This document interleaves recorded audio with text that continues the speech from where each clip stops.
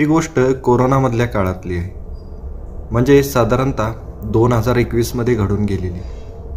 कोरोनाची लाट यायच्या आधी मी पुण्यामधल्या एका कंपनीमध्ये कामाला होतो. पण तुमच्या सगळ्यांना माहीतच आहे की जसा कोरोना आला आणि माझ्यासारख्या बऱ्याच लोकांचं काम सुटलं. आता मी पण पुण्यातलं काम सुटल्यानंतर गावाकडे यायचा निर्णय घेतला. पण आता गावाकडे आल्यानंतर करायचं काय, हाच सगळ्यात मोठा प्रश्न होता. आता जो तो ज्याच्या त्याच्या परीनं जमेल ते काम करायला लागला. कोणी वेट बिगारीला लागलं, कोणी किराणा मालाचं दुकान टाकलं, कोणी स्वतःचा बिझनेस चालू केला. असा प्रत्येकजण जगण्यासाठी काहीतरी करायचा प्रयत्न करत होता. तसं आता माझ्या पण डोक्यात एक कल्पना आली. असं पण माझं ITIचं शिक्षण कंप्लीट झालेलं होतं. गॅरेजमधलं मला भरपूर ज्ञान होतं. तसं मला वाटायला लागलं की आता नोकरीची तर काही गॅरंटी नाही. त्यापेक्षा आपण इथंच कुठंतरी एखादं गॅरेज टाकलं तर बरं होईल. तेवढे 4 पैसे मिळतील आणि जगण्याचं साधन पण होईल.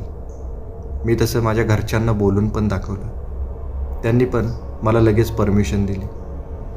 त्यानंतर मी आमच्या घराजवळच्या हायवेला एक छोटंसं गॅरेज टाकलं. पण ते माझ्या घरापासून चांगलं 2 किलोमीटर लांब होतं. मी 2 व्हीलर गाड्याची बऱ्यापैकी कामं करून द्यायचो.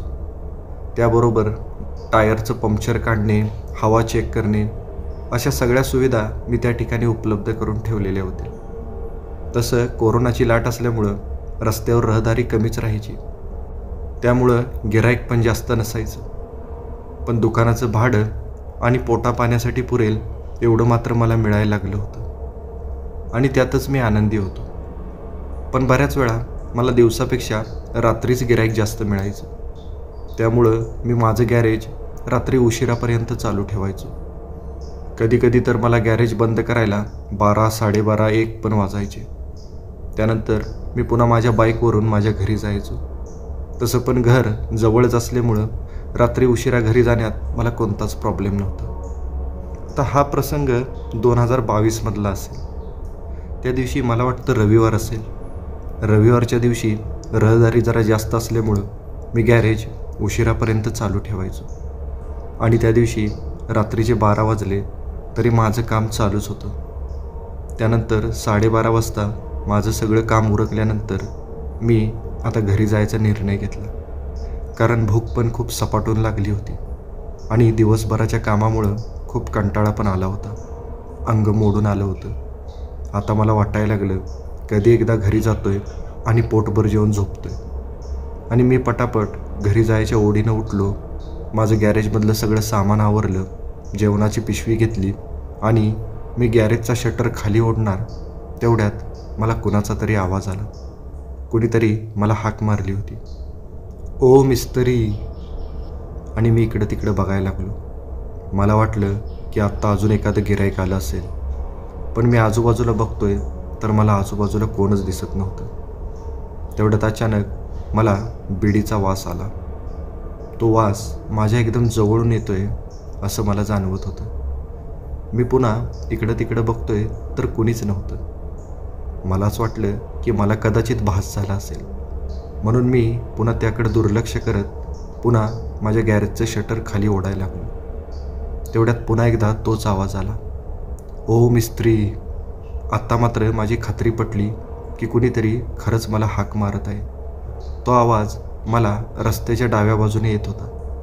मी जसं रस्त्याच्या डाव्या बाजूला वळून बघितलं तसं मला एक म्हातारा माणूस लांबून चालत येताना दिसला. त्याच्या अंगावर पांढरे कपडे होते, अंगामध्ये सदरा होता, खाली पायजमा घातलेला होता.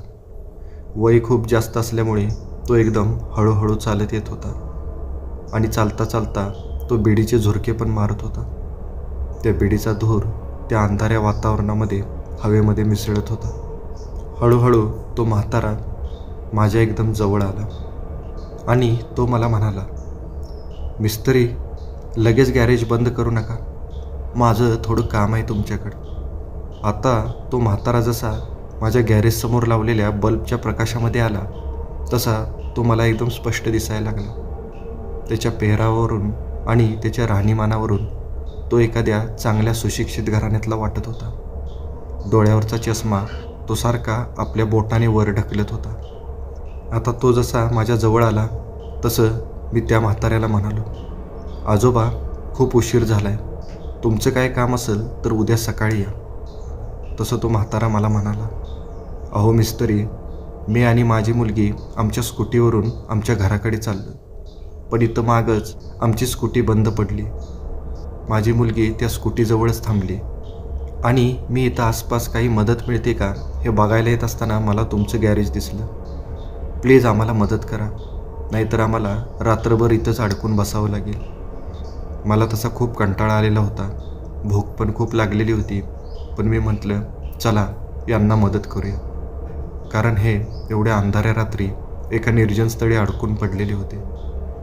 मी पुन्हा पटकन माझ्या दुकानाचं शटर उघडलं आणि माझी सामानाची पिशवी घेतली आणि पुन्हा शटर खाली ढकलून मी त्या म्हाताऱ्याजवळ आलो आणि त्यांना म्हणालो, चला आजोबा, कुठं आहे तुमची गाडी? तसं त्यांनी मला बोटानेच रस्त्याच्या डाव्या बाजूला इशारा करून दाखवलं.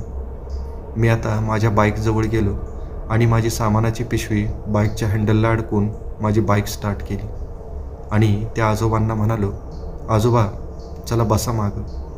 तसं ते आजोबा हळूहळू चाचपडत माझ्या गाडीवर बसले. मी आता गाडी रस्त्याच्या डाव्या बाजूने भरधाव वेगाने पळवायला सुरुवात केली. तो रस्ता तसा खूपच निर्जन आणि त्यातच कोरोना काळामधल्या लॉकडाऊनमुळं तिथली वाहतूक बऱ्याच प्रमाणात कमी झालेली होती. जवळजवळ एक 5 मिनिटाचंच अंतर पुढं गेलो असेल तेवढ्यात तो म्हातारा मला अचानक म्हणाला, मिस्त्री जरा गाडी थांबवता का? तसं मी माझी गाडी रस्त्याच्या एका बाजूला घेतली आणि त्या म्हाताऱ्याला मी विचारलं, अहो आजोबा, इथं मध्येच का गाडी थांबवली? तुमची गाडी दुरुस्त करायची आहे ना? तसा तो म्हातारा हळूहळू गाडीवरून खाली उतरला आणि हसत हसत माझ्याकडे बघायला लागला आणि तो मला म्हणाला, मिस्त्री, या वळणाच्या पलीकडंच माझी मुलगी गाडी घेऊन उभी राहिलेली, तुम्ही जाऊन तिची गाडी नीट करा, तोपर्यंत मी इथं जरा बिडीचे 4 झुरके मारतो. तसं मला थोडंसं आश्चर्यच वाटलं. मी म्हणालो, अहो आजोबा, घरी गेल्यानंतर बिडीचे झुरके मारा ना. तसं तो म्हातारा पुन्हा माझ्याकडे बघत मला म्हणाला, मिस्त्री, माझी मुलगी मला अजिबात सिगरेट बिडी ओढू देत नाही. घरी ओढावं म्हणलं तर घरचे पण खूप ओरडतात. म्हणून आता तुम्हाला बोलवायला येताना मी 2 बिड्या संपवल्या. अजून पण माझी तलब भागलेली नाही. तुम्ही एक काम करा, तुम्ही तिथं जाऊन ती गाडी बघा, तोपर्यंत मी एखादी बिडी संपवून लगेच मागून येतो.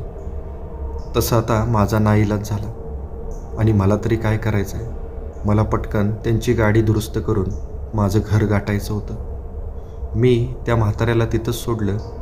तो आता रस्त्याच्या थोडासा खाली गेला आणि खाली बसून खिशातून बिडी काढून त्या बिडीचे झुरके मारायला लागला. मी आता माझी बाईक स्टार्ट केली आणि पुढं जायला लागलो आणि पुढचं वळण क्रॉस करून गेल्यानंतर मला रस्त्याच्या कडेला एक तरुण मुलगी उभी असलेली दिसली. ती आपल्या स्कूटीला किक मारून चालू करायचा प्रयत्न करत होती. मी आता माझी गाडी त्या स्कूटीजवळ नेली आणि पटकन मी माझी पिशवी घेऊन खाली उतरलो. तसं ती माझ्याकडे बघत म्हणाली, तुम्ही कोण? तसं मी म्हणालो, अहो मॅडम, मी मिस्त्रीच आहे. चला मी तुम्हाला तुमची गाडी चेक करून चालू करून देतो. तसं ती मला म्हणाली, थँक गॉड तुम्ही आलात, नाहीतर माझी गाडी कशी चालू झाली असती देव जाणे.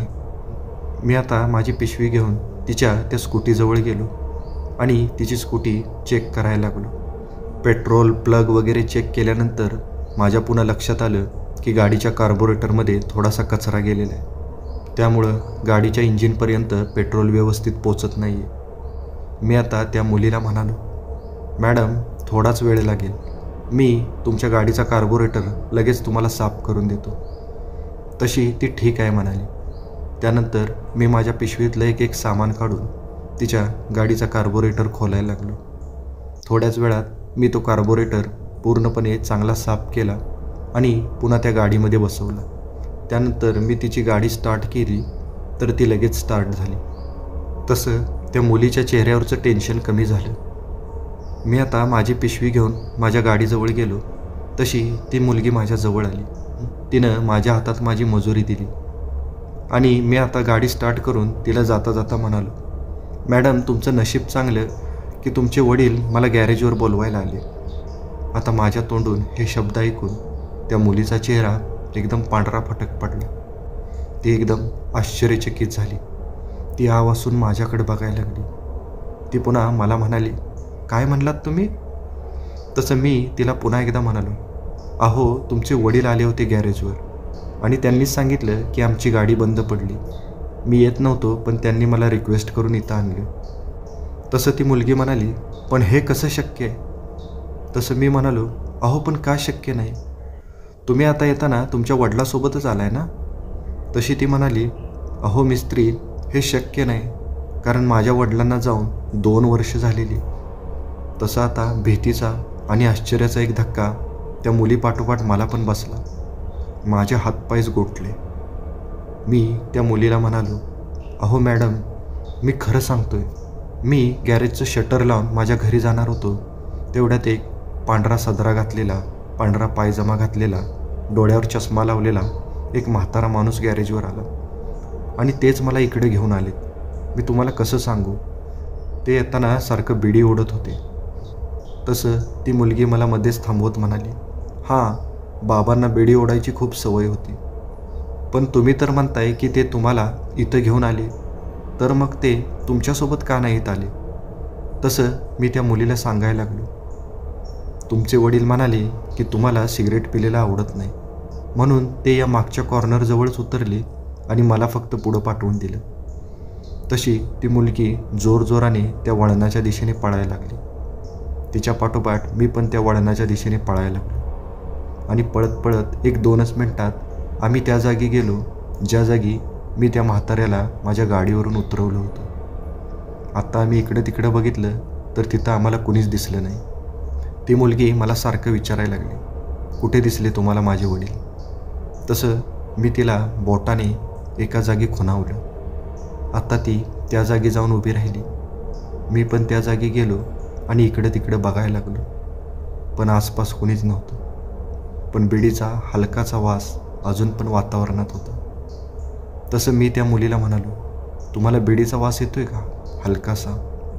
तसं ती म्हणाली, हो खरंच इथं बिडीचा वास येतोय. आता मी खाली रस्त्यावर इकडे तिकडे बघितलं तर मला रस्त्यावर 1-2 बिड्या पण पडलेल्या दिसल्या. मी त्या माझ्या हातामध्ये घेऊन त्या मुलीला दाखवल्या. तसं तिला माझ्या बोलण्यावर विश्वास पटला आणि ती मोठमोठ्याने रडायला लागली.